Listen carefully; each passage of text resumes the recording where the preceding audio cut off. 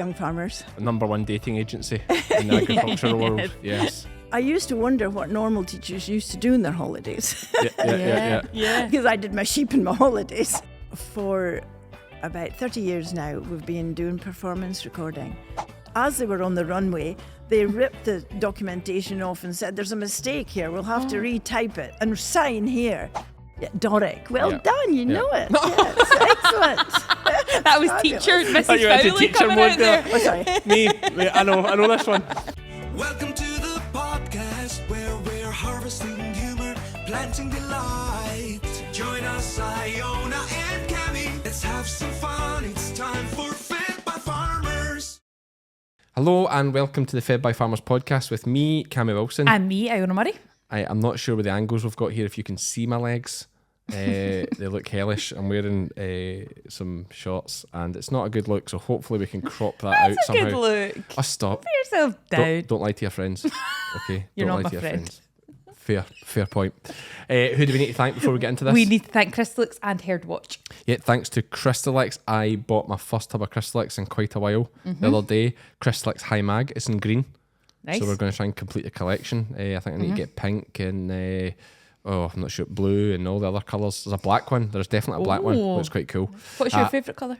Well, I like the red because I just see the red and I think of lambing time and sheep and happiness and energy.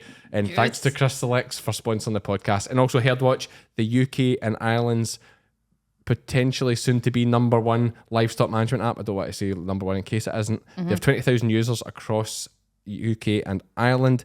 I am one of them. I have now 2 calves to register. Oh. Yes, so we'll need to do that at some point. Get them on the Hairdwatch, update their lineage and all the things cattle guys do and pedigree people do. I've got a lot to learn. But thanks to them for sponsoring the podcast as well. You might see we're in a different setup here, Iona. You know, people, the creeps watching on YouTube. Hello. Hi there. Wee bit of leg there for you. Too much? Too far. We've got a slightly different setup here because we've moved. Even I'm the first time I'm looking at it. Don't look too close. That is just exactly what I'm thinking, looking round going...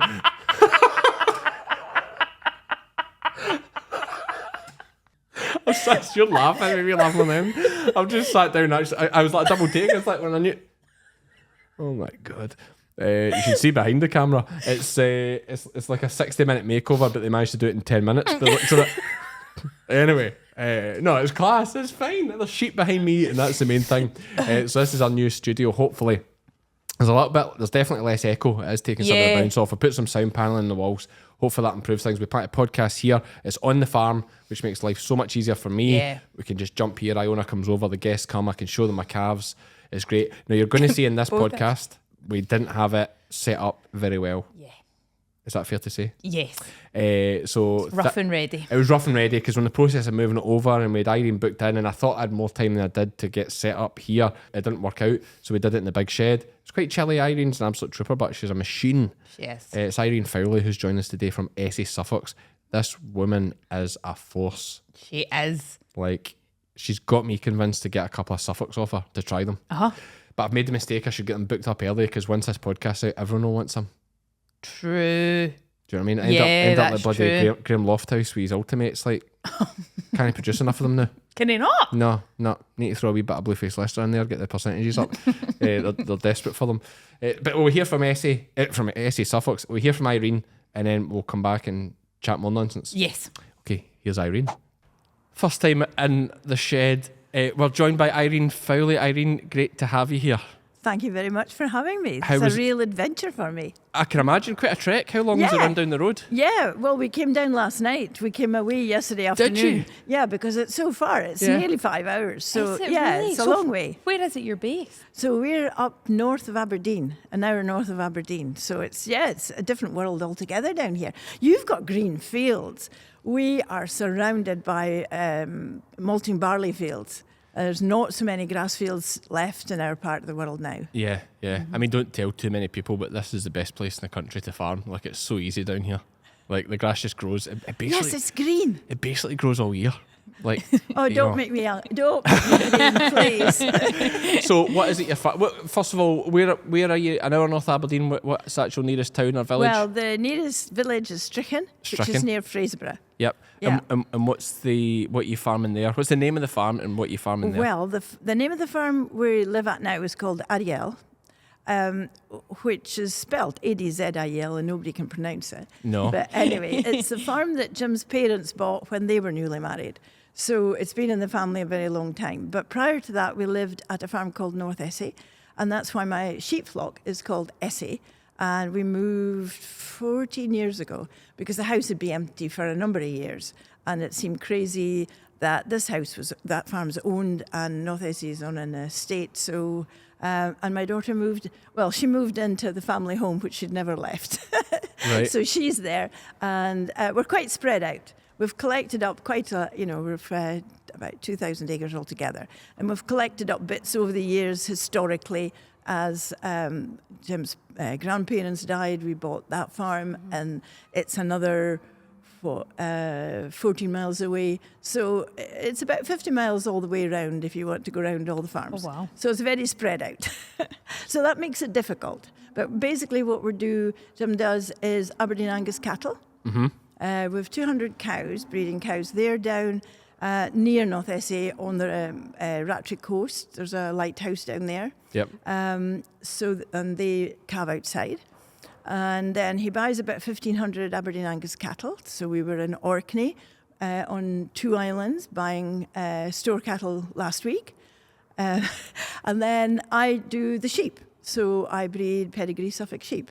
And Jim's away a wander around the farm now. Part of the reason for moving to the farm was so that when fantastic farmers like Jim and Irene come down, we can give them a wee look around and we can have a blether as well as, rather than just coming to the office.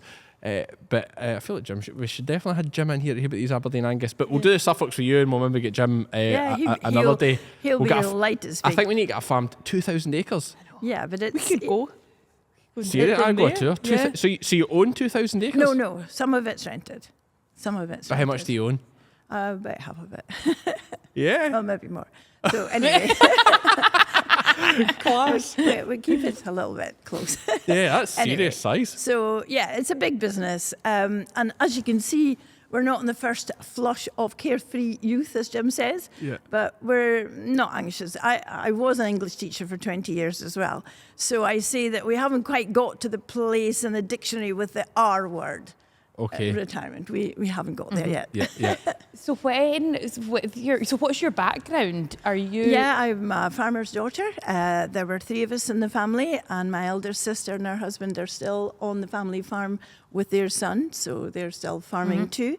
And we lived near a little village called Cornhill, which I never mentioned when I was at university in Aberdeen because that's the name of the hospital for mental illnesses. Okay, So I never said I came from Cornhill, which is near a town called Banff, which was a county town of Banffshire, which no longer exists. So there's no Banffshire now. Okay. there's no Banffshire now. We're all Okay. Aberdeenshire, so it's a sore point for all those in Banffshire. Right. Okay. Why would they get rid of Banffshire? Budget? well, Make it it's- cheaper. it- One council. Is that the Yeah, idea? one council. It's huge. Right. Aberdeenshire's a huge council now. Yeah. So, and my third sister is near London. So, yeah. So I helped Dad a lot on the farm when I was little, and then I went to university and did a degree in English and history. Nothing to do with farming. Right. Okay. And I graduated one week and married Jim the next week. So, did you meet him at school? Where did you see him? No, Young Farmers. Yeah. Well, through my sister, The really. number one dating agency in the agricultural world. Yes. So I met him. I was still at school. Yeah. So, Graduated at 18, then get married at 18 or 19? No, I was you'd be 20 odd. 21. Yeah. Uh-huh. Okay. And then you could go straight into teaching at that point. Well, I wanted to, but your viewers won't understand this because everybody's far too young. But my in-laws decided that there was no need for me to go teaching. I was marrying Jim. I was Okay. marrying a farmer, so they didn't let me. They decided I would stay at home, which I did, and we had a family. And then I was nearing 40 and decided I did want to go teaching. I did my training year, and taught for 20 years. But I promised myself my sheep were not going to stop. That was the deal, that I was still going to keep my flock on. So I used to wonder what normal teachers used to do in their holidays.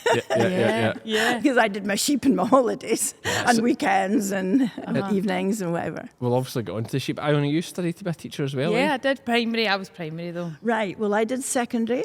And for the first 10 years, I was an English teacher at Peterhead Academy. And then I got the chance to be probationer mentor, which was a new post created by the Scottish Government because they wanted to support new teachers. And I thoroughly agreed with that for a plan because I found it very tough. You know, you just got a job and there you are, there's your classes, on you go. So it's an excellent system. It's still on the go. In Scotland, you do your training year with placements, and then your first year of teaching, you're guaranteed a job and you get some support. I think that's brilliant because I often think for academy teachers, they're graduating at 22 years old and they're going into like schools where there's a class of 16-year-olds and they are to be the teacher. Yeah, and there's not much of an age difference. Like I think I that never thought of that. was really hard. Like It is. It's very hard. And even I was a mature student at 40. It was quite funny because I did make one or two very good friends who I kept in touch with. There were very few of us mature teachers in those days. But it was hard because between, you know, the guys who had just graduated and then going back into school, there was maybe more than 6 years of a difference. Yeah. So, Tough. And teaching secondary is quite challenging. Did you find it challenging? Yeah. Especially at Peterhead. Yes. Peterhead would be quite It's mostly low fishing income. and oil. Okay, so it was people. high income families then. Right across the board. It was like a mini city. You had tremendous poverty and really quite very wealthy people. Yeah, it was right across the board. So did that help balance out the school a little bit? Like the top Well, end yes, filled up I mean, the in bottom your end? classes, you got a really wide spectrum of abilities and motivation. It was hard, you know, at the beginning, a lot of the fishing obviously fell away. But a lot of the young lads didn't really want to bother because they knew they had a job in their boat. Their dads, they would get a job in their boat. Yeah. Is that not like some young farmers? Like Yeah. they're untouchable because they're guaranteed I a didn't job? I didn't have many farming families at all. Right, okay. No, it was a different world. I led to a really split world. Farming at home and teaching was quite different. I think that's a lovely balance though, because I find like the classroom environment, that was something I really didn't enjoy, was the classroom environment. But if you knew when the school bell rang, you were going home to be outdoors and doing what you loved, Yes. you know, that would Yeah. make it easier. Yeah, that's right. And, you know, and it balanced out. If something wasn't going well at school, then you went home and vice versa. You know, not everything works out at home. And you knew you had to get... And when you're teaching, it's 100% commitment. Yeah. You really have to concentrate entirely on what you're doing. And I loved the teaching. I didn't enjoy the discipline. Didn't enjoy the discipline. discipline No. of the structure, the set hours and the... No, the discipline in class. Of the Or the students lack having, of- Yeah. having to Yeah. discipline them. Yeah. Was there a lack of discipline? Well, it's hard. And the older they get, the less they accept discipline. So, you know, motivated pupils were fabulous to teach. Should we be scalping arses again? Should we bring that back in? Should we be giving them a Well, slap? no, but I think... How do you change it? Well, how Well, it's you the parents, isn't it? Yeah, exactly. The parents. Exactly. You need the parents behind you. And so many of the parents wouldn't believe that their little darling could possibly have not been behaving or, you know, and it's hard too. The family structures are all so broken up now. You know, oh, I did my homework. Oh no, it's at my dad's. And, you know, it's hard on the pupils too. But Yeah. you need a very strong senior management to back the teachers. Yeah, well, that's it. And they almost side now. Certainly some parents, they side with the pupil or their son or daughter over the teacher, whereas like, Back in the day. oh, if like a teacher had told my mum and dad I did something, well then that's what I did. Doesn't matter what I say. Yeah. That's like... No, Yeah. and when senior managers come along and say, "Now, are you sure that's what happened?" Do they? Oh yeah, And that's even people on your team, like, or Yeah. should be on your yeah. team. So you know that made it difficult. Yeah. And but I mean, I really loved the actual teaching part. And you know, I have a love of words, and the What's your written favourite word word? in the. Sorry? What's your favourite word? Oh, I'm not sure. I'm all that. Determination, I think. Determination. Oh, I yeah, think okay. probably. That's a good That's one, the yeah. key element of how I got through all the things I've done in life. Yeah, Yeah. commitment. D- Or maybe it's commitment. Commitment. Commitment, perhaps. Okay. Yeah, I think maybe Persistence. you have to be committed to whatever you're doing. You've got to have a passion. Maybe that's another word. Yeah. What's your favourite word, Iona? Have I put you in the spot there? You have a wee bit. I love the word dreich. Oh. Just because I feel like it's got a feeling to it. Yeah, okay. There's a lot of Scottish words I feel like I like. Funner. Oh, I used to Like love. Funner. I mean, we have our Funner's own. It's a dialect, but there is even Doric. Yeah, Doric. Well Yeah. done. You Yeah. know it. Yes, excellent. That was Fabulous. teacher Mrs. you had to Fowlie teach him coming one out there. there. Oh, sorry. Me, I know this one. Yeah, Doric. I know people still say, "Oh, that's your teacher voice." Oh, sorry. Yeah. So yeah, tell us about Doric. For the Well, I people mean, that I don't- do. I loved the Doric, and we used to have a number of our older staff used to have so wide a vocabulary, and it was fabulous speaking to them. But I did my own little lesson, and I love to be able to teach the kids the difference between accent and slang and dialect, and because a lot of them just do not understand that. And I used to do a lesson with a super book we had, and there were a lot of pieces written by people in this part of the area, but also there was Doric ones. Yes. And Sorry, what is Doric?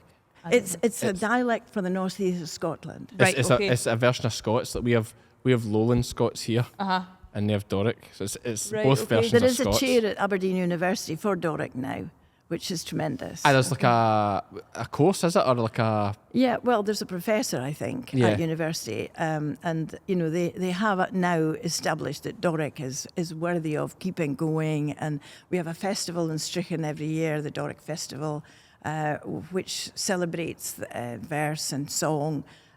All in, and they do bothy ballads. Oh, don't ask Jim to try singing his bothy ballads. He loves them. does he? Yes. I love Scots. I mean, Burns did a lot of his writing in Yes. Doric as well. Oh, He did used a he? lot of Doric words in his poems and Yeah. his songs. Yep, absolutely. Yes, it's very descriptive. Yeah. Yes, but it's I enjoyed being able to explain to them if you want to go further in your profession or education, whatever, you have to have standard English. But don't think little of your Doric. It's your roots. But Yeah. we use less and less of the Doric vocabulary. Yeah, well, I mean, I go on about it all the time down here. There's so many parents, these parents that I don't know what they think they are, but they'll say to the kids, speak properly Yes. when the kids speak in Scots. And then it comes round to Christmas and New Year, and all of a sudden they're like, learn your buns. They want to all compete in the buns, learn your Yes. Scots for the buns. Yes. But as soon as they use a Scots word out with that, Yes. Oh, Yes. yeah. speak properly. I hate Yes. that term, speak properly. No, but that's how. But who decides what's proper? We're That's in how Ayrshire. it was very much with us when we were children too. Is that Yeah, right? Well, you do absolutely. speak quite proper, to be fair. Yeah. Yeah. But like, I don't like. To Yeah, me, but when that's I'm like, out on the I know. farm, I can speak Doric. but that No, speak, don't ask me to say something. that speak properly thing almost comes back Yeah. to when they put like English teachers into the schools up the Yes. north to get rid of the Gaelic and all that. It's like you No, that is Don't speak exactly Scottish. as it was. Yeah. Yes, and it's such a pity. But there is a great move now to restore it and see it as accepted. It's our roots, and we did find it a bit difficult when they insisted that the signpost had to go in Gaelic and whatever. We thought, no. That's Because they not never spoke Gaelic there. That's not the roots of the northeast of Scotland. No. yeah. It's They never Doric. spoke Gaelic down here either. Did you not? No, in Ayrshire. So that's why like the Gaelic thing. Although I don't mind it, to be honest with you. It's good for the tourists and that. I suppose they like it. It's authentic, but yeah, Gaelic isn't a thing down here. It never was. No. Whereas I mean, we have made so many good friends out in the West Coast and Huge out out in the there. Hebrides with my sheep. Yeah. And yeah, they all speak Gaelic. It's just amazing. I'm very jealous of them. Yeah, like if you go to the Lovely. Western Isles and like they're all blethering to each other in Gaelic, you just Yeah. feel like such a Sassenach. Great one. Such a you just feel Yeah. so English. Yeah. Which is fine. Of Can I course just it say? is. Absolutely fine. Sorry, I've just thought of another good word. One of my dad's favourite words is gowpen. Gowpen. is good. Gowpen. So gowpen like sore, but gowpen also a double-handed scoop. Oh, Right. that's definitely not Doric. Is it not? No. He'll say Gaupin, like is it like a gaupin or something. So it'll be like, A or he'll say gaupin's like a put measurement? three gaupins in there, a 3 double hand Gaupin. gaupin, Gaupin. gaupin, a I've gaupin. never heard of that. Gaupin Yeah. is a unit of measurement. I wonder if I was maybe from Balderdash or something. We learnt that. Do you know that game where you get the words and you have to work out the definition of them? Yes. Right, okay. No, I think you told me about that. You used to play Yeah, that. yeah. Such an educated family. Playing word description games. Get that dictionary out, man. Get that dictionary out. I've had a couple of ciders. Let's go. No, I never heard that. I'll need to find out more about that. Yeah. I'll look it up. I mean, if I've been really crass, a word I've always loved. To be fair, Billy Connolly. I mean, anyone that knows Billy Connolly, his favourite word is the F word. Is it? Yeah, he's good at that. But I always like the word fud, and I can't explain it. It just feels so. Bud. You know, it just feels nice to say. Look at. What It's are like you you're mean- getting something off your. It's a d. And you know, also random. We'll get back on topic just immediately. I love, we sing this songs to the kids every night to bed, and I love that song, the Grand Old Duke of York, Yeah. because I love that bit. It just goes, and when they were up, they were up. I don't know. It's just the way, It's yeah. the sound of words. It's like nice for your brain to say it. Yeah, well, we Yeah. have new staff at the moment, and the wife of one of the new guys, they've got a wee girl, and she came in just about every night when the lambing started, and we had to hear about her homework. She's only 6. And her newest, she'd just learned about onomatopoeia, and so we were, I bought a new whiteboard, and we were writing words up on the board for her, and she just was loving all Yeah. these words. Yeah. Onomatopoeia. What is onomatopoeia? I Iona? know, it's gone completely in my head. It's when the sound of the word tells you the meaning. That's like Dreek, like what I was saying about Dreek. Like I feel, I don't know if Drake would cover it. It's We more don't like bang. Bang, or that like- was the or one I like told her. slap. Yeah, or, okay, yeah. Ouch, or something like that. I Yeah. think is more. yeah, like okay, onomatopoeia. yeah.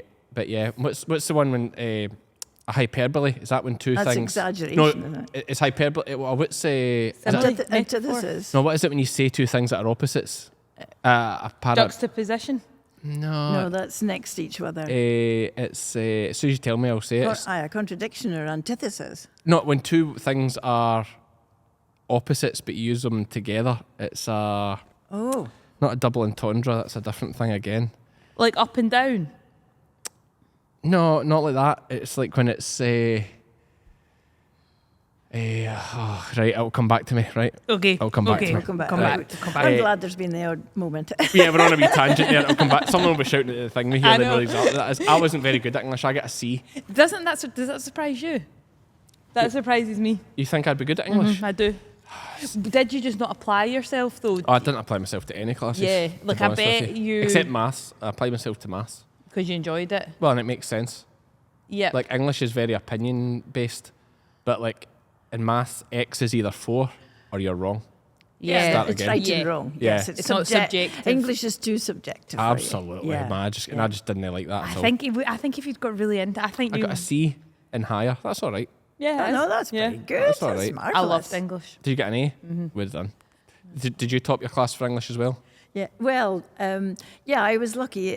When I was at school, there was an academy in Banff. It was quite small. In my 6th year, it became a much bigger school. They built a new one. So I was very lucky. In the old days, we had the 11 plus exam in primary 7. Was this to get into grammar school? Yes. Yes. So, but it wasn't really. It was just the secondary that you were zoned for, your local. Or 'Cause I did you was- not go to secondary depending on your ability? Yes. You did? Yes, yes. Some people stayed at secondary modern, so they were S1 to 3, and the rest could go to the academy. So yeah, that was the 11 plus. So I was lucky that I got into the top class, and it was A, B, C, and D in our days. And there was only 16 in our class. Right, okay. We studied Latin and I all think sorts. such a better education when I was like, very there's lucky. 16 of Oh, the yeah. brightest in a class together. I was very You lucky. get so much time with the teacher Yeah. and And I think that's another issue in school. If you've got a class of 30, are you putting more time into the 5 who are top of the class or the 5 who are bottom of the class? Because both need as much support to reach their potential. You know? there's we did a thing with Landward recently, and we're going to get onto these sheep, don't you worry. But we did a thing with Landward recently where there are kids that are maybe a bit more disruptive and not interested in being in class as much, like the sit-down learning type. They're rebuilding an old vintage tractor. and it gets them out hands-on, and they're loving it. Like, Where- they all where- turn up for school. They're always there for that Is this class. a primary school? No, this is secondary at, oh my God, not Peebles. Was it Peebles? Oh, but that's excellent. Selkirk. So Selkirk. practical class. It's brilliant. And Yeah. there's like a local engineer's giving up his time to come and help the kids, and the head teacher donated the tractor through his family. That's And they're going to amazing. rebuild That's it, and then the kids so are going to good. take it to the vintage show. rally. Aye. Yeah. So Sure. look, you're getting them back involved in school. Yep. Like They all want to come committed. to school because they have to come to school to get involved with that, and it's genius rather than Yeah, this it's like- regimented sit down at class. that's thing. That's right. 100%. I mean, there are, thank goodness, more courses being devised for people that are not academic. Yeah. Or are, by that I mean written academic. And it's good if there's more practical courses. Yeah. Now, last thing most- on education before we get back to farming. Lizzie's thinking about homeschooling the kids. What do you think about that? Well, I have a friend in the Borders, and their grandchildren are being homeschooled, and they've gone on now to sort of between homeschool. They were homeschooling before COVID, and of course that was homeschooling, and then they are now, I think, half and half at school and at home. Okay. I think it depends entirely on your ability and also an experience in teaching, perhaps, but also what there is on offer at your local school.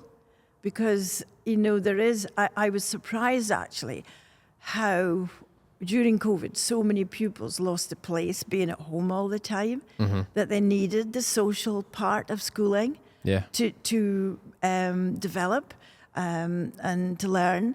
That social part was missing, and a lot of them lost confidence and even the will to learn as well. It was hard for the parents to motivate. Yeah. Well, it was during COVID.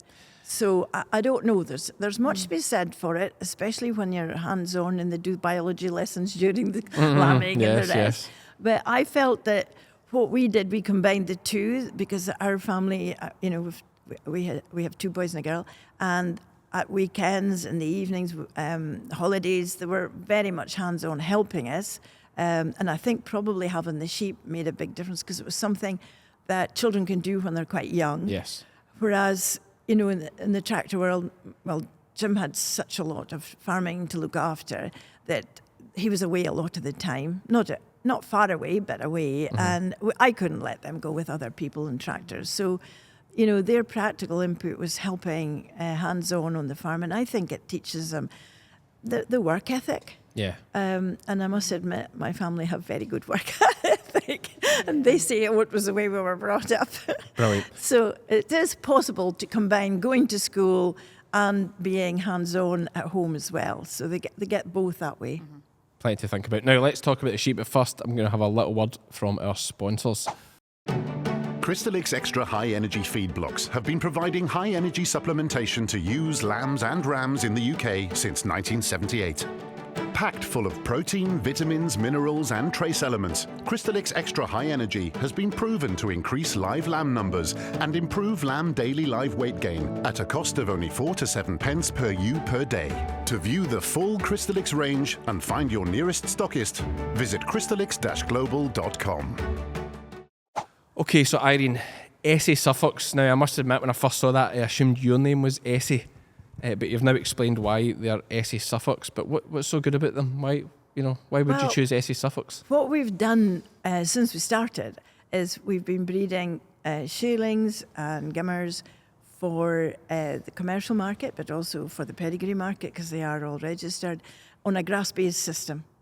And for about 30 years now, we've been doing performance recording. So we're selecting the best, not just structurally, but also internally with all the genetic trends to suit the market.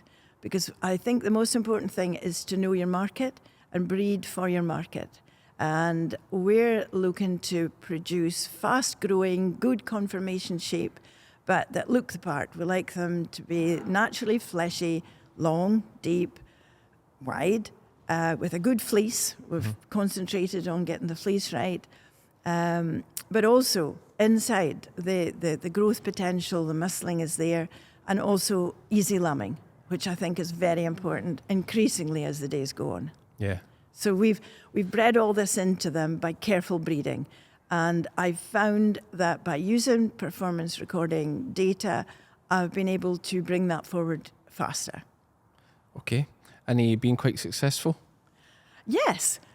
This year, 2024 was an amazing year for us because it was the first time we've sold 100 shearlings.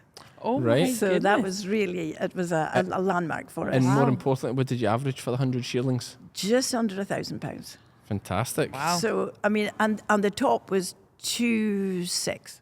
Okay. So we're not, 2,600, Yeah, not yeah. 26. I know lots of people are getting the odd one at that, but I never get these big prices, Yep. these enormous prices, but it really steady. Yeah, yeah. That's yeah. Oh, The very average steady. that for 100 Fantastic shearlings is average. unbelievable. And yeah, you're And I obvi- sold I haven't totaled the income from my gimmers, but I sold sold the spare gimmers for breeding as well. how many gimmers did you sell? That's what I'm not sure of. I can't remember. I But haven't got the like total. 20, 30 or more? No, it would have been more than 40. Okay. Yeah, Yeah. good. Good. Yeah. So good. And, So, and it's all, yeah. and they're all registered Suffolks. Yes. But you're very much going. But you wouldn't say you're going this New Zealand style, would you? You're Well, still what we a bit did traditional. a or- number of years ago, we decided that we'd have a dabble with some New Zealand genetics. So I managed to get a hold of semen from New Zealand rams.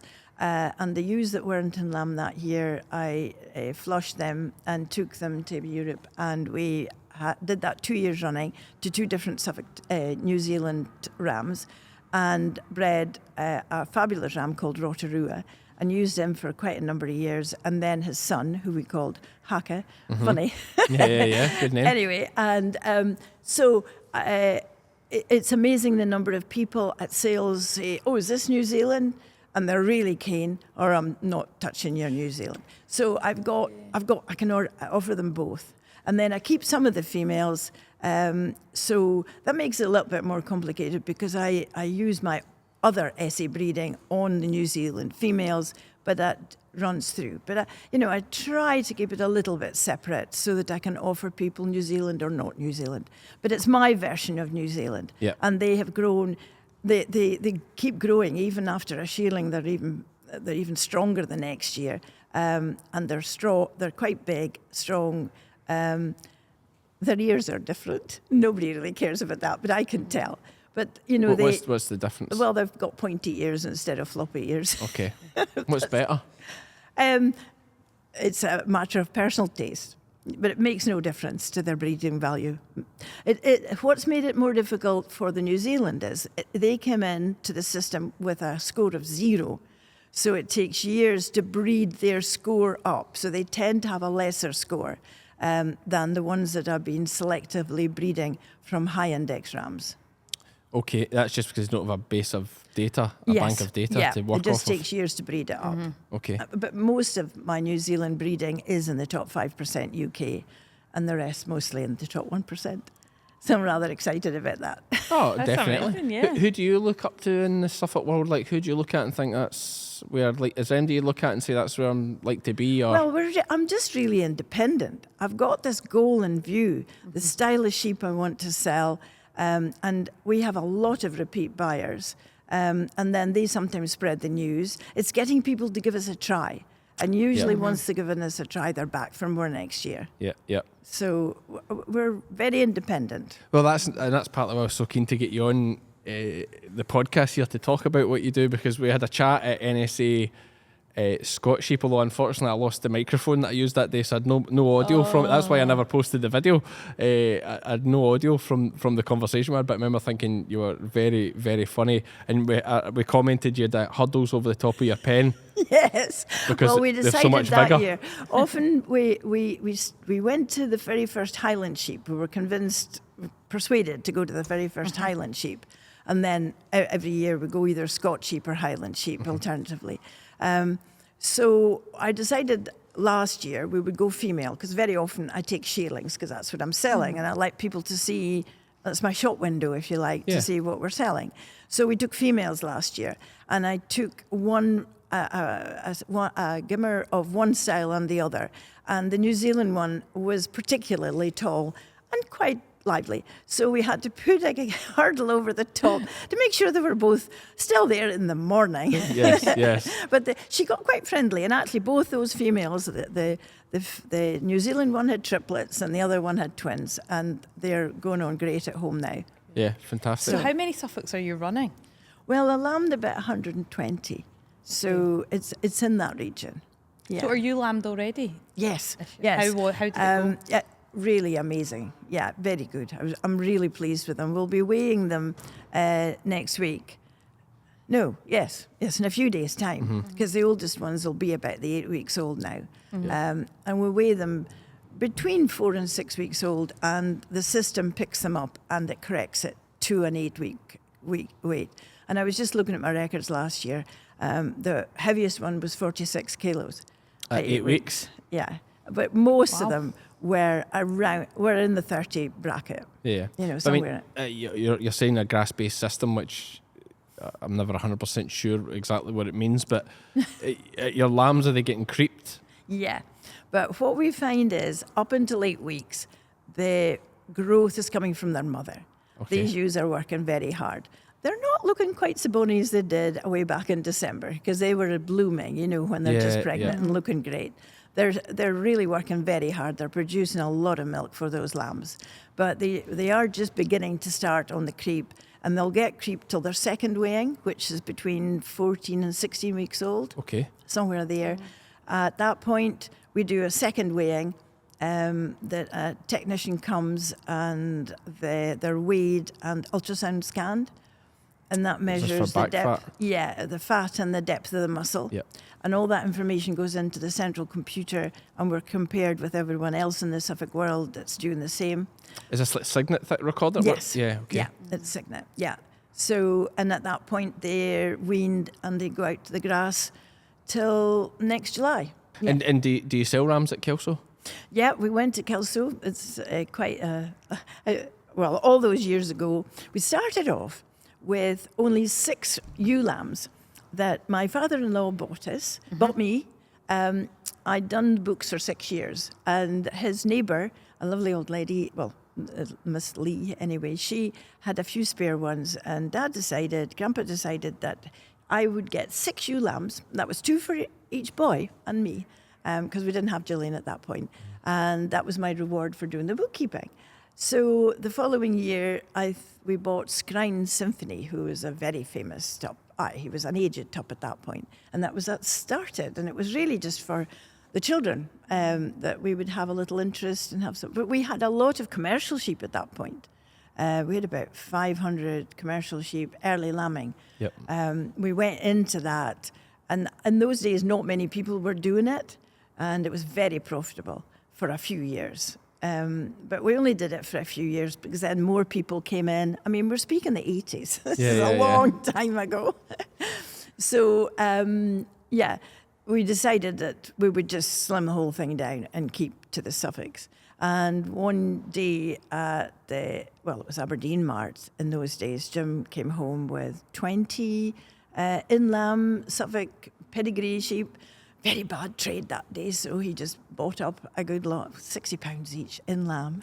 Jeez. Wow. Yeah, So yeah. that was us, but we were already, that was us getting registered at that point. So we've been registered for over 40 years now.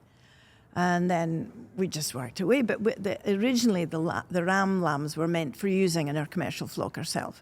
So we knew from the start what we wanted, what sort of sheep would work well, keep an eye on what commercial farmers are doing. And that's been our ethos ever since, really. But we were persuaded by the college, it was called in those days, SAC, to start doing a bit of recording. So all you did for a start was you weighed them twice, and that was sort of commuted. So you could find out, growth potential, whatever. And then later they introduced the ultrasound scanning. But at that point, it was all within flock. So it was hard to tell the progress your flock was making, other than, the average of 100 is still 100. So, and we didn't want to do the sow reference scheme because we weren't particularly impressed with the rams that they were using, and you had to put quite a big number in lamb AI to this one ram. and we were just more independent, wanted to choose our own rams. So the breakthrough was when all recorded flocks were put onto the same electronic system. Cygnet got it all together. And we bought a ram from the sire reference scheme. So that gave us genetic links immediately with what everybody else had been doing. And it just took off from then. I did a presentation for the Sheep Breeders Roundtable in 2011. It had to be, I sat in my kitchen and did it because it was still COVID times, so it was very relaxing speaking to myself. And I got a lot of help from Sam Boone and his team about how our progress had been tracked electronically. And it was amazing how the graphs just from the beginning, 2007, and it just upward trajectory. It was tremendous how the improvement in the genetic merit of the flock had just improved. But selective breeding, so I use it as a tool. You have to have the sheep in front of you that people are going to like the look of. Otherwise, they won't buy them. Yes, so it's a combo of the two. It has how to it be a looks and how it combination. performs. Yeah. Okay. But, somebody told me it's a bit like getting a Christmas present all bunny wrapped up. When they're presented at a sale, two sheep could look very similar. But because I'm recording, you know what's inside that package, not just the outward appearance. And that's what gives the farmers the edge when they're selling. I sell a lot of rams to the Western Isles as well. We actually have 36 different addresses in Uist alone. So Uist and all the Outer Hebrides and whatever. And they're selling store lambs. Now, they need a big, strong store lamb to get a good price. And then I help them at the sales. They buy it at Dingwall and I sell it Kelso. I help the buyers see what kind of ram, which of the rams would suit their purpose. Yes. If they're selling store lambs, if they're selling finished lambs, if they're keeping the females, because we've kept the female line is very strong as well. We're in the top 1% of the recording for maternal Suffolks as well. And I discovered, it was after we won the Sheep Innovator of the Year with the Farmer's Guardian. That was really exciting. Brilliant. When was that? What year was that? Which year was that? Jim just said, what a piss up behind the scenes. Was that 2015, I think? Yeah. And the sponsor said, is there anything I can do? And I said, I'd love to make a little booklet, of what we're doing. So they said, yes, no problem. So I did a lot of research and phoned up my buyers and said, no, why do you keep buying from us? And discovered a whole lot of them were buying them to make Suffolk Cross females for their own flock and to sell. So I realised that the strength was not just in the terminal line, but also the maternal line. Absolutely. So that was very interesting. Do you get many people buying them to put over Cheviets? Yes, it's a very good combination. Yeah. Suffolk Cheviot. Suffolk. The Irish boys like them, eh? Yes. Cheviets. Is that what they call them? Cheviets, don't they? Cheviets. Yeah, Yes. Cheviets. Yeah, and because we've got such strong, we have very milky Suffolk ewes, and people traditionally don't associate a Suffolk ewe with having a high milk yield. But, that's what our 8-week weights show, that our ewes do produce lots of milk, and that's why they're growing so fast at that early stage. So that makes for a good a multi-purpose ram. So the buyers can keep their ewe lambs if they want, or can sell them on, and then they get early finished lambs as well. And we are working on the muscling as well, so they should get good grades. Brilliant. It surprises me that so many Suffolks are going to the Outer Hebrides. Yes. I feel like it wouldn't suit them over there. Well, this is what we've found, is that our ones are bred hardy because they're outdoors all winter. They have, I suppose it's selection of the best, of the hardiest.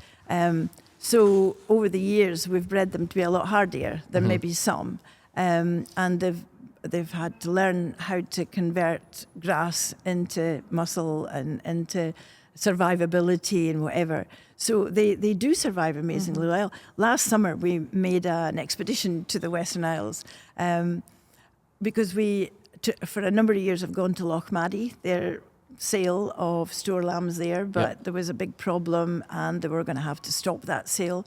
So we wanted to go and assure them that we would still buy their lambs. So we, as cattle farmers, have a big acreage of grass left over, and why not buy our own lambs? So we buy Essie bred lambs to put on our grass, at the back end. So Jim's just been chipping in here about a chap named Malcolm. That was quite an influence on you. Who was that? Yeah. So Malcolm Stewart ran a very successful flock, Sandy now. And in the early days when we were at Kelso, we were so full of admiration because he used to sell 100 at Kelso and usually another 30 in another ring. It was amazing what he did. And he worked in families. He had different families and worked his tups around and did quite a within closed flock setup. And I must admit, my flock is much smaller, but I tend to do that sort of thing now. Since 2011, I haven't bought a ram. I use my own rams. Really? And why would you when you're in the top 1%? It's finding the new genetics that's the biggest problem. But are you just buying in semen then instead of rams? Yes. So I have to look around and see which rams are doing well, which rams are looking well, and make sure and persuade the owner that he'll sell me some semen. And then I can keep the best ram lamb or ram lambs from that and use them as the new stock sires. Okay. So that keeps the breed lines open, but I'm going in the right direction. So it's quite difficult to find new genetics. And the other guy that influenced me quite immensely was Arnold Park. He was a Drinkston flock. And he really understood, I think he was in pigs previously, and he really understood the performance recording system and how to get the best genetic gain from using the performance recording. So we bought his highest performance ram. We called him Heavyweight, and really from then on, it's amazing how what we'd already done with our own selection produced even better growth rate and muscling for quite a number of years. I think. Yes, and what I was going to say was he also persuaded me to do CT scanning. So we've done that for 15 years now. And what we do is we do the ultrasound scanning at 16 weeks, and then we select, well, Jim says it's not worth going all the way to Edinburgh. Well, it's 350-mile round trip, unless you fill the trailer. So we take 15, which was the maximum that they gave us a subsidy on. And I select the lambs from a range of different rams that I've used. So I get an idea of which rams are leaving the best progeny. And mostly the ram lambs I'm going to use, I try to use maybe 2 or 3 ram lambs every year and try them out on a select number, a small number of views. So I'll select them from the results of the CT scanning. So it's the first time when I saw a ram lamb lying on its strapped on its back, all I could do was check its breathing. But now, it hasn't gone wrong yet. Yeah, I mean, Graham Lofthouse, we had him in before. He does the CT scanning. You're looking at all sorts of things, pelvis sizes and length. How many ribs they've got? Or the vertebrae. Now that was something that the office, Sam's office, gave me a graph, and a number of our sheep have 19 and 20 vertebrae. So I'm not sure which ram brought that in. Okay. But over the years, but that is, and they have proved that the more vertebrae, the more muscling and the more weight you'll get in your So what would you expect them to have? How many would you expect them to have? Yeah.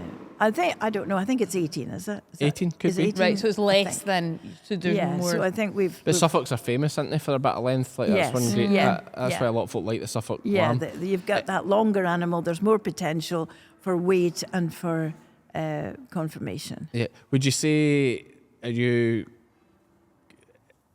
an outsider in the Suffolk breed, or are you quite in amongst it? Like, do folk be like, oh, she's kind of rocking the boat a bit with a lot of things she goes on about, or are you quite well mixed in? How do you feel?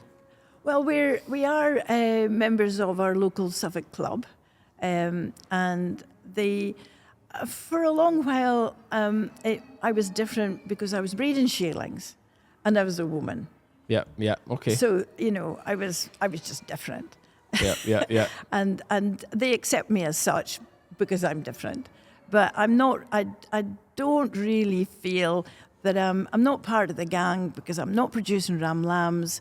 I'm not going buying these high-priced rams. So I am. That's why I was saying I'm fairly independent. Really, I'm doing my own thing really, Okay. and that's why you saw me at Scott Sheep. We go to Highland Sheep. We're promoting our version of the Suffolk breed. Yeah, I did think you were very unique, and that's how we got chatting. Like it's. So is the biggest thing you're doing differently the performance recording?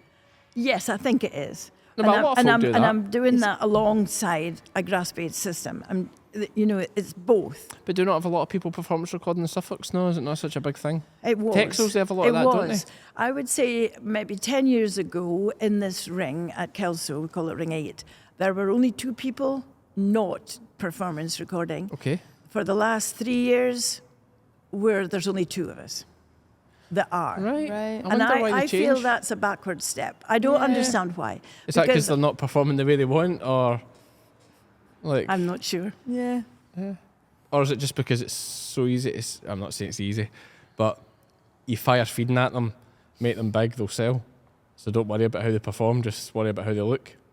I think Because people at Kelso are just buying on how they look on Yes. the day, aren't they? They're not worrying about they're not buying them on how they perform. No, you know. no, that you're absolutely right, and I'm glad you said it because I don't want to. I don't want to criticise Well, others. it's one of those things. I think we all know it. Like, I mean, a lot of those tups, especially Kelso, because you need to be big and strong at Kelso, like to stand out. Like they're on hoppers, fed like hell before they go, And I've moved away from that. I'll tell you now myself, I've moved away from that completely because they don't do with me because I'm too hard on them. Like they just waste and die. I'm tired of people saying, I've given up Suffolks because they just melt, and and they say, at lambing, they've hard lambing and they don't get up and suck, but They mine say big do. dopey buggers, don't they? Yeah, They say but dopey mine and- do, and that's why our Suffolks are a bit different from other Suffolks, because the way we've bred them for many, many years, we've bred in the hardiness as well. And do you have any other breeds of sheep? No, not now. As No, I of say, all those years ago, we had a big commercial flock, but we're concentrate on the cattle really. Okay. Yeah. And- So you've and got my Aberdeen sheep. Angus as well. Yes, and my sheep. Yeah. Yeah, I suppose we should. Well, I've skipped over the fact about you buying your own lambs as well. Actually, so you'll quite often go out and how many store lambs do you buy in a year? Well, it varies. I think the least might have been 400 or 500, and it's been up to 1,000. Right, and you'll always try and buy your own lambs now. We've done that for quite a number of years now. It makes sense. It does. Because we know It shows that you're backing your product. We're backing our product. We know they're breeding. We know they'll perform in grass when they come back onto good grass. Because a lot of these places we're going to store lambs, they don't have the grass to feed them out, and we're taking them back to lowland to good grass, and also they put fertility back into the grass. The cattle by August time are being fed at grass. They're still outside, but they're not going to eat all the grass. And it keeps the grass in good condition. Saves winter kill, whatever, it's in great condition come the spring. Now it's coming up fresh again. So, it works both ways. And Jim is still so excited about the fact that the lambs we sold in January are still the highest priced store lambs at Aberdeen Northern Marts. Is that right? Yes. Wow. This year? Yes, he's tracking the price of the store lambs, and He's looking very happy behind the camera here. Nobody's beaten us yet. How much did they sell for? Your store lambs are making more than my fat lambs. We'll need to try some of these tops. And we knew they're breeding, and most of them were off the Western Isles. So that's amazing. Yeah, I think the thing when we get chatting, I think you're just a fantastic salesperson, like without particularly trying to be too hard a Yeah, I salesperson. feel like I want to get some stuff. Yeah, I know. Yeah. Because the things you say, a lot of things you say absolutely make sense. Don't overfeed them. Performance record. Know what you're working with. You do. We've covered the fact you buy the lambs there. Just how many cattle are you running as well? We should cover that side of the business. Big operation. 1600? So, 250 suckler cattle and we'll finish 1,600 cattle a year. Mostly to Stoddarts. Aye, wow. We had Noel and Joanne Gall last week from... they're hosting Beef Tech. They'll be at Peter Heath. They'll be like They're neighbours. best friends. Aye, you Yeah. should have come down together. I've just realised actually that they were Peter Heath. Was it they were Peter Heath? Yeah, Well, yeah, they're best They were pals. just down last week. There we go. So, When- yeah. and we thought they were doing well. I think they said they finished maybe about 1,000. Yeah. Gray's mum Kate and I and New Zealand lass went to antenatal classes together. Okay, there we go. Oh. There we go. So but you're bigger than them, obviously. Cattle wise, Everything wise. well, yeah, possibly. Not. Don't talk it down. That's fine. It's okay to be bigger. That's fine. And what about... You don't have the hotel though. You don't have a hotel. No, Oh, we don't have yeah. a hotel. No, Yeah. not yet. No, Not no. yet. And what about your family? So have you got, is it 3 girls and a boy or 3 No, boys we've and a got girl? 2 boys and a girl. Okay. Frank is he now, since his family, they modernised the house on the other half of our farm. When we moved to Strichen, he moved in from Aberdeen, and they've got Frank and Emma have 3 children. He's a lawyer in Aberdeen, and Graham's a vet. He's in Old Meldrum, senior partner in Meadows Vets, and Gillian is our youngest. And after doing her degree, she worked with Stratton Parker and then wanted to be a farmer. So she did her own business, organic laying hens. Okay. And after 14 years, decided she wanted to come and help us in the office. So she helps Jim with the office and me with my sheep. Okay, so she's back at home. Yes. That must be nice. But not out on the farm. She's She is as well. With me. Okay. There we go. That put an end to things. She's helping me with the sheep now, so it's marvellous. No, that's quite good. And how has inheritance tax impacted you? Did you have it sorted before it, or is it going to hammer you guys? Probably. Yeah, because I mean, Yeah. you guys. I mean, if you're 1,200 acres owned up there, how many acres is it? Irene didn't want to give it all away, but just over half, she says. Oh, there we go. It's getting more and more. bigger all the and time. But maybe Jim wants to blow it up. You know what men are like. Jim Yeah, wants to that's make it true. sound bigger, and It'll Irene be wants to somewhere play in it the down. middle. Aye, somewhere. But 1,500. Aye, that's right. There's 1,500 acres up there. Yeah, you're well into the inheritance tax. Oh, thing. yeah, So yeah. have you Absolutely. had time to sit down and get it? Speak to an advisor. No, I'm part of it won't probably help, but I'm part of a women's discussion group. Okay. Which is fabulous, and we're meeting with a banker next week in fortnight's time, and that's our topic. But no, the accountant hasn't helped very much yet, and Is that just because he doesn't know how to no. help, or well, yeah? we really haven't got our head around it yet. Tell me about Georgia. Yeah, well, that was just so. It was a major achievement. Prior to that, I had been exporting to various countries, and Semen or... both. Okay. Yeah. No, I live. Yes. Live. Right, okay. Yeah. Yeah. Now, when I say Georgia, what do you think? Like Africa. Well, that's not even what I was thinking. I was thinking either like Eastern Europe or America. But you've went Africa. That's cool. That's a clip. Right, sorry, back to... And it's Europe we're talking about, isn't it? It's not... It is. It's not yes. America. Yeah, they just Or came Africa. on. Now, they had found me on just Suffolk's worldwide performance recording. I'm sure that's how they found me in the first place. And they came on in 2021, hoping to import live Suffolk sheep. Yep.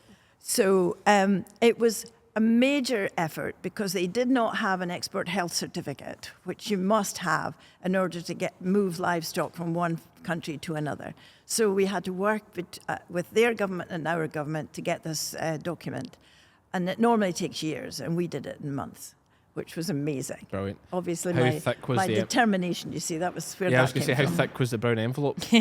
Well, unfortunately, mine was non-existent, so it was my persuasive skills. Yeah, I could believe Once that. again, yes, Yeah, you can yeah, I believe, can that. believe that. Yeah. So we got that organised, and they agreed at that stage that we would fly them. Because obviously with Brexit, it's just impossible to get through Europe. You'd fly the live sheep. Yes. Wow. Yeah. So in the first year, but it was very difficult work. As I say, I've exported live sheep to several countries prior to that, and had never had to sign a contract. It was pages of contract, and I stupidly run it past my son, the lawyer, and he had his red pen through half of it. So we had this long argument to try to get a contract that we could all agree with. It wasn't so much the price, it was all the conditions, what if. Anyway, we eventually got the contract sorted. So that was major something. But then they were so suspicious, and I think there's so much corruption, that we had to have a live telephone call in the field with me and the sheep and them in Georgia with a translator, obviously, to convince them that it was me, that was my sheep. I did own them. I would send them. It was amazing. Is that right? You had to do a FaceTime call? So Yeah. who was the call with? The buyer, who it's a big company in Georgia. A genetics company? Sorry? A big genetics company? No. Or just a big farming? commercial. They own Okay, hotels and farms and gambling. That's like It's- Turkey. Turkey, it's like big money. Yes, Is the it farming. needed big money. Yeah. So and they're farm person. In Georgia, they'll speak Russian, do they? Or what language? They have their own language. Do they? Yeah, Oh, they're sure, very so I know. independent too. Okay, so They want- there is a Georgian language? Yes, I'm fairly certain there is. Right, okay. But it means nothing to me, Yeah. obviously. Is Tbilisi, is that the capital of Georgia? Yes, Yeah. and they're based in Tbilisi. And I was talking to my cousin at a funeral last week, and he is in oil, and he knows Georgia well, and he knows Tbilisi and knows the company, which is tremendous. He recognised all the story, which was amazing. But anyway, so it was a very, very steep learning curve. The crates are made in Holland. They're transported in crates, wooden crates, specially built. Julie made a lovely little video of the start because Even better. A video's even better. Yeah, Can play big- that yeah, over it's the top. not too long. She made a video from the beginning process because we had to weigh all the sheep to position them in the crates. They were all color coded. It was like booking your seat on the Yeah. airline. And then they all had the export health certificate. They built in about 5 blood tests plus TB plus can't remember. So many tests. So the veterinary bill was quite expensive, but they did pay it as well. And then it had to be a special lorry to take them to Stansted Airport because it had to be GPO tracked and whatever. It was quite a Was it worth it financially? yes, Yeah, okay. because I'm not getting 50,000 from my rams. So to get we had Yeah, but you strike me as a person that you'd maybe do it even if it wasn't worth it that much just because you Yes. like the buzz. Yeah, Like, yeah. well, it was amazing. You know, would you do it again? Like, Well, what happened was when they arrived, probably would 'cause you like the we buzz. fought our way to Stansted, and luckily we were there because as they were on the runway, they ripped the documentation off and said, "There's a mistake here. We'll have to retype it and sign here." If I'd been in Stricken, there would have been no. They wouldn't have got them away because Yeah, the yeah, yeah. paperwork was wrong. Yeah. Anyway, so fortunately we're there. We were only a little bit on our way home when the sheep arrived the next morning. I mean, it took us days to come home through the traffic. Yeah. Anyway, and we got a message saying, we want twice as many next year. Wow. And they'd only just arrived. So we went through all that process, but they wanted to truck them. They wanted it by road because Yeah. they thought it would be cheaper. We spent months dealing with a Polish company and all the rest. In the end, DEFRA said, APHA said, no, you're not getting to export them. That's it. We're not going to let you export them. So the following year, they said, we really do want them and we'll fly them. And yes, we do want. So we put 70 females and 3 rams the next year. on a plane? Yes, Wow. Wow. it was really exciting. That's huge. And we actually, that time, we That sent... must be one of the biggest exports of live animals in I ever. I don't know. I I'd don't have know. thought, That's amazing. oh, did they? In the 60s? You get away, they would just probably they'd probably drive them on plane would land in a field in those days and just. I would imagine there was less bits of no paper. paperwork. Yeah, No definitely. paperwork. Definitely less paperwork in those days. Yeah. So they all had to get blood tested and all the rest. Wow. But, we'd done the spade work before. They could trust us. We could trust them. We got deadlines and whatever, and they went. The first consignment went in July, but in 23 we made it October because we had to watch for the weather, but the crates have got a thermometer inside, and they're tracked their whole journey. Absolutely amazing. And when they got out, we saw a video of them coming out of their crate. You'd have thought they had just been down the road. They were looking great. No stress, no drama. Yeah. And they're doing well over there? Yes. Okay. I was going to go last year. Oh, well, I wanted to go last year. I was invited, but we went to the Western Isles instead. Similar. Aye, much handier. Much handier. Much handier. What other countries have you done? What other countries have you done? Well, we actually have. We've. I've got. Can I read it? Because that's fine. You've done so many. Well, we started off in Canada with semen. That was the beginning of it. When I retired from teaching, all one word, I really got stuck into my sheep. And that was the year that Canada, the University of Quebec came on, wanting semen.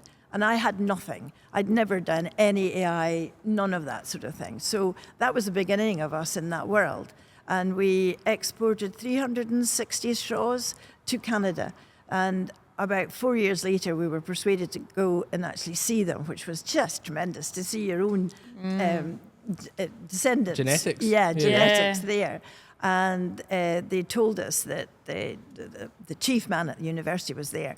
And he said, I just told my assistant to look for the best, the highest genetics in the world. Just go search. And they came upon us, which was just tremendous. Yeah. So that was the beginning of us on this track. So we've actually sent semen from in 2 different batches to Canada. But then another exciting part for the semen is the USA. And for a long time, it was banned. They wouldn't have any of our breeding in America. But when that was released, we were on a farmer's trip to Kansas. And I said, no, not cattle for 2 whole weeks here. Surely I can see some sheep. So I did a bit of research and found this man, Matt Beals, who was doing performance recording in America with sheep. Brilliant. And sheep is not a big deal in America just at the moment. So we were going to be only 200 miles from his farm on our rest days. So I know. By American standards, it's nothing. So anyway, that was fabulous. And a couple of years later, he came back. We kept in touch and said, I need your genetics over here to improve the style of our sheep. Because if you've ever seen American Suffolks, you'll understand why. Yeah. So that was tremendous. And then he came with his wife a few years ago, and he chose more rams that he wanted semen from. So it's only 500 miles to Malvern, which you've got to do a double journey twice because you take your rams down. It's 4 months quarantine on the farm before they go there. It's a big deal. Anyway, so that was good. But he had a friend in Canada, which we already knew a little bit about. Well, we've got in Canada, but also a friend in New Zealand. So we now have our genetics in New Zealand. Brilliant. Wow. So that was really Amazing. exciting. Yeah. Yeah. Listen, I think it's. I think you're selling it so well. Me too. I tell you, I'm sold. No, I'm not taking. We are not taking any credit for it. Graham had a very good go at his on-farm sale after coming on the podcast with his Easy Cares or his Ultimates. So honestly, I think a lot of people listen to this and listen to you talking about your sheep and will be looking for Essie Suffolks come next trip to Kelso. Or we'll put your details on the screen. Is that all right? If people want some, to get in touch about during rams? COVID, we sold about 26 rams at home, maybe 30 rams at home. Yeah. And I was very happy to sell them at home. I think you could do more. I think you could just do. Why don't you do an on-farm sale? Well, only 2 last year. Is that right? And neither of them came to the farm. They said, just send me, they told me what they wanted. They were absolutely delighted. And they were That's what I would just... do. I don't need to see them. If you tell me it's a good enough one. sheep, you'll know sheep better than me. Well, no, I wouldn't say that. No, I would. I would. Nobody's phoning me asking for my genetics. We toyed with the idea of doing a farm sale, and for a number of reasons I haven't done it. Because when we go to, especially to Dingwall, there are a number of farmers come and buy ours, but they also, for different purposes, need different breeds. So it's a one-stop sale for them. And I would miss all of that custom if they had to come specially just to buy my Suffolks at home. Yes, but or you do it like the Logie boys do, and you have your sale really early, and then whatever's left goes to those other sales. I don't know if that's quite what they do, but you know, like you do it early. Theirs is very early. I think theirs is August. Yeah, we have been friends with them since we started, because he used to come and do our scanning in the old days when Gregor was a wee schoolboy. Yeah.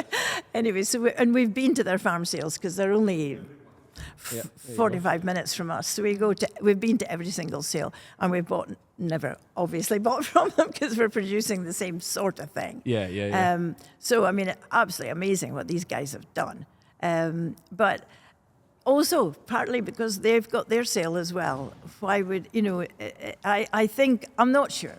We toyed with it very seriously for about 2 years, and then we went back to going to sales. But the problem is, what we don't like is having to feed them for sales and having to dress them for sales. Because I would rather just sell them. And the guys that come on the farm, they trust their own eye.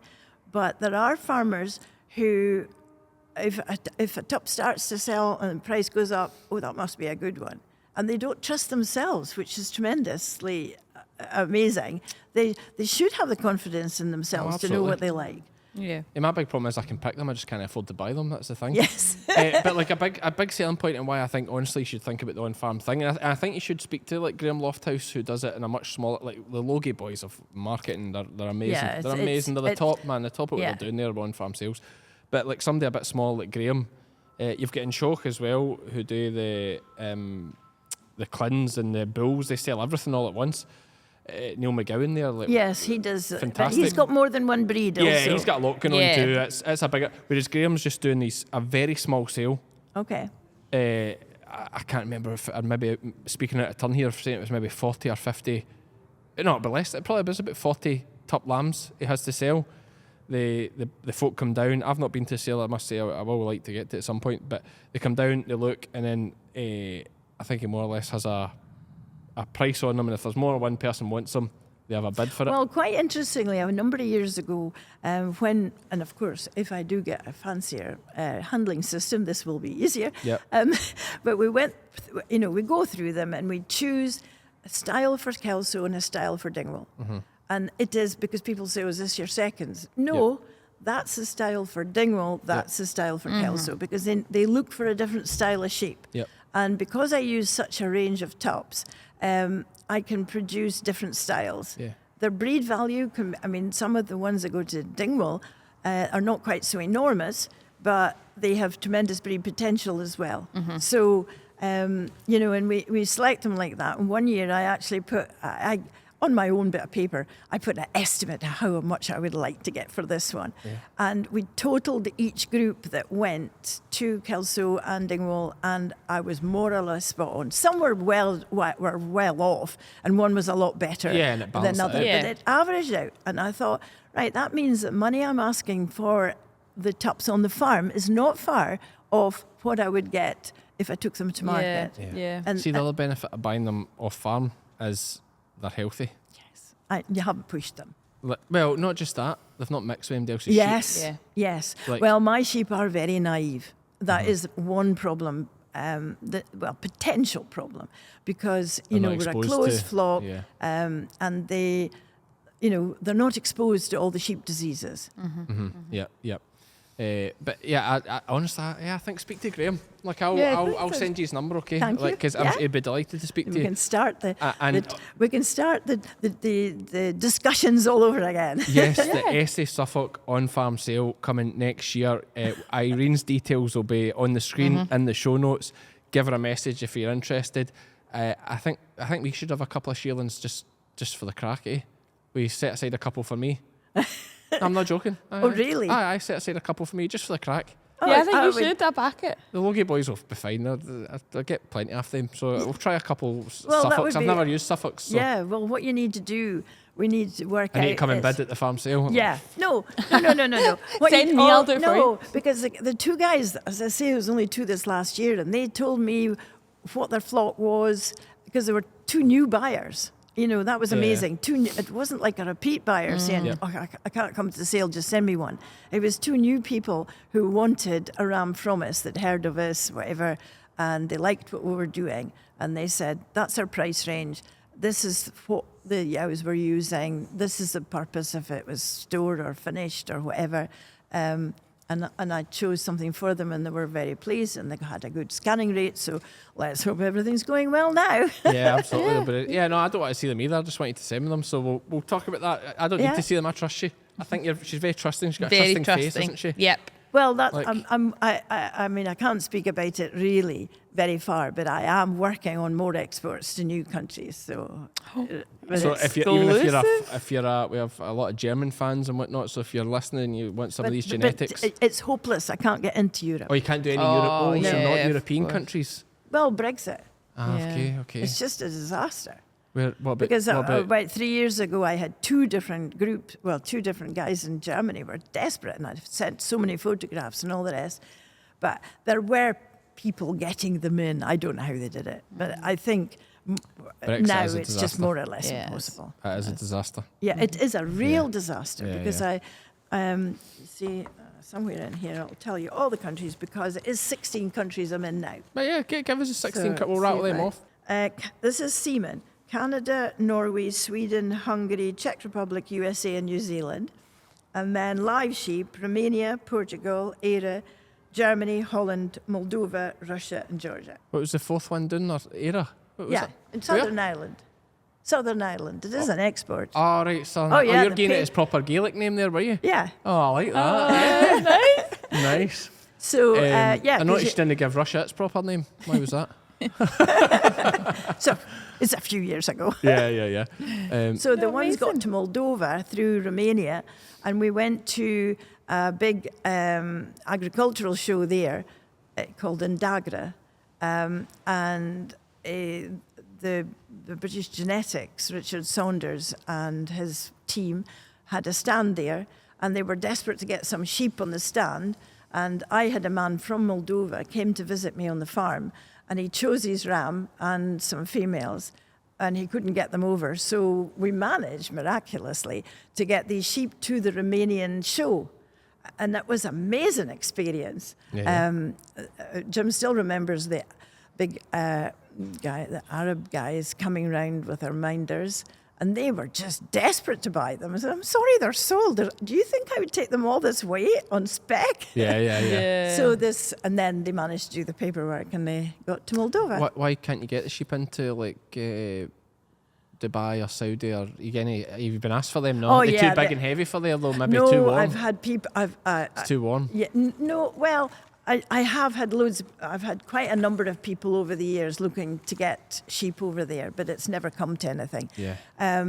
Mostly because they think they'll get them in the cheap, because they're dealing with a lot of they're dealing very much with commercial lambs, and they don't understand the value Difference. of pedigree sheep. Okay. Yeah. Yeah, makes sense. So, they're never prepared to pay me the kind of money. Not that I'm asking that much, but it's not commercial prices that I'm asking How much for. is it going to cost? I don't want to know what the actual sheep costs, but what much does it cost to get a sheep to like Well, Georgia? to Not the fly actual to price of the Georgia, sheep. it was £800 each to fly them to Georgia. I thought it'd be more than that. But for 70 of them, 70 times 800 plus that's Yeah. Wow. that's quick Yeah, maths is You have to want yeah. them. 50 odd thousand just in the flights. Yeah. So Yeah. it's an expensive thing to do. Is that right, maths? Well, I'm not sure. Yeah, 50 odd thousand. Yeah. But I let the airline company deal with them. So You weren't stuck in the middle. no. And But you weren't putting I any did money have out? to charge them for the vet and for the transport to Stansted. So that was over and above, because I say my price is on the farm. Yeah. And then Yeah. everything else is You is have on to them. do it that way. Yeah, quite right. Yeah. Well, listen, Irene, we're way over an hour and a half. Oh, we're just coming up to an hour and a half there, a chat. Is there anything else you want to get across before? Now, because we've changed setting, you'll be glad to hear, because we've changed setting, we don't have a quiz this week. to do. Are you glad to hear that? Or Absolutely delighted. that's good. You'd have smashed it though. I You could would tell. have. You would Well, only if it was on sheep. Or English Like mastermind. literature. And your subject is. But no, our family quiz teams, nobody wants Grandma and Grandpa on their team. Harsh. What? No, is there anything else you'd like to get across about your Essie Suffolk? yeah, I'm just quickly looking up what a double when something means two different things. That's shocking that I forgot it. A double, yeah. Well, what we're into now is genomics, and all my stock tups have been tested for the genomics, and now QMS are sponsoring getting females done. So I did 5 last year, and they're asking us to do 10 this year. And that increases the accuracy of all this performance recording. They find out so much more about the breeding value of your flock through the genomics. So so that's the latest thing. That's the new. So this is keeping you at the top. Well, I want to produce the best thing for my buyers. That's the driving force. I want them, and that's the interesting thing. When we're at sales, just as you were saying, people trust me. They'll say, right, which one do you think would suit me best? And I can direct them, give them a choice. That 3 there. Oh, I like the look of that one best. That's fine. Well, that's the one I'll have. Because I can interpret the figures. I put all these cards up. Like I had 40 cards up at Dingwall, the first sale. And Jim's very good at doing the display with all the cards, the performance cards. But a lot of people don't really study them. They study the sheep. They ask me, and I can give them the 5 or 10 that would suit them best, and that's how it generally works. But I've done the science, and we did you maybe saw it, Scotch Sheep, I had a little sign saying, follow the science. And it's quite interesting, really, because being an English teacher for all those years, now I just do numbers. And when I was an English teacher, I used to say, I don't do numbers. Now it's all maths Now and it's all science. numbers. So, of course, we should quickly say as well, before we conclude, that you will be at Highland Sheep this year. Yes, Which is at Midfern? No, it's not. Yes. Is it Midfern Farm? Yes. Yeah, Yes, with the Scots there. No. No, I'm getting confused because John Scott's Fern Farm. No, but that's right. It's Midfern very Farm. easy to get confused. Charlie Brooks. Okay, so it's Midfern Farm. Midfern but Farm. It's not to be confused with Fern Farm. That's right. Up in the Highlands. So we're looking forward. We're very much looking forward to that and meeting new friends as well as all the other friends and the hospitality and the chat and Yes, good social. We love meeting everybody. And I haven't decided if it's. I think we are coming. Yes, we are. I'm not sure whether it's shearlings or gimmers we'll take this year. I haven't decided. Not sure yet. Well, I'm sure people will be looking out for you, and I think you're going to be very successful this year. I have a feeling people will listen to this. Think you're a bit of a legend and want to buy some of your sheep. So I think it's going to go well this year. Well, thank you for your confidence. Thank you for both of you as well, Jim, behind the scenes, for coming all the way down here and doing a podcast with us. Thank you very much for having me. Thank you. Cheers. Come on, I should have said, come on, Irene. Yeah. Come on, No. No, it's not Irene, it's Eileen. Come on, Eileen. Is it come on, Eileen? Yeah, come on, Eileen. Oh, so it is. Keep that in. It's educational. Educational. And we're back. We're back. It's warmer in here. You're feeling like cold right enough. It's weird this porta cabin's so cold. It's scorching outside. Honestly, it's weird. It's literally, what is it to be like 19, 20 degrees today? Yeah. And it's like actually cold in here. Yeah, I know. It'd be good for storing meats It would be. and beers, which we might It's do. getting to that kind of beer weather, isn't Definitely it? Like beer you well. could. When I was seeing you all doing the fencing there, I thought this feels like an occasion that you would all be having a beer. Oh, should have got beers for the boys. Yeah. We have fencing going in. If you watch the sheep game, and next week's podcast will be this talking to Riley from Stow Ag, made famous by Clarkson's Farm. So we'll see about that. But we're skipping over Irene. Yes. We had Irene in. She was class. She's great. I'm going to buy some Suffolks, like I said. She's what a saleswoman. I first met her at NSA Scotch Sheep, and she just won me right over. She's that way though. It's like she's not even trying to sell it to you. No. It's just the way her Passion. Yeah, she's so passionate about it. Yeah. And it's like, passion. And like, I hope she doesn't mind me saying, like, I don't think she needs the money. Like, she's not. Yeah, she's not doing fine. I mean, they finish. What was it? They finished 1,600 cattle a year. So like, Certainly this year they won't need the money because any stores they bought before it boomed, they could have had 1,000 stores sitting. Yeah. It's boomed. Oh, we should have had a tax breakdown for them. Anyway, thank you to Irene for coming down doing that podcast with us. It was fantastic. Next week we're joined by Riley from Stow Ag, so look forward to hearing about that, about their new Fetra fencing, and about how they managed to get themselves on Clarkson's farm, and also the neighbour Adams farm. They're like right close to Adams farm too, so we can get all the gossip from down the Cotswolds. Yes. So join us next week for that. Thanks to Herdwatch and to Crystalyx for sponsoring the podcast. I've been Cammy. I've been Iona. And we are all fed by farmers.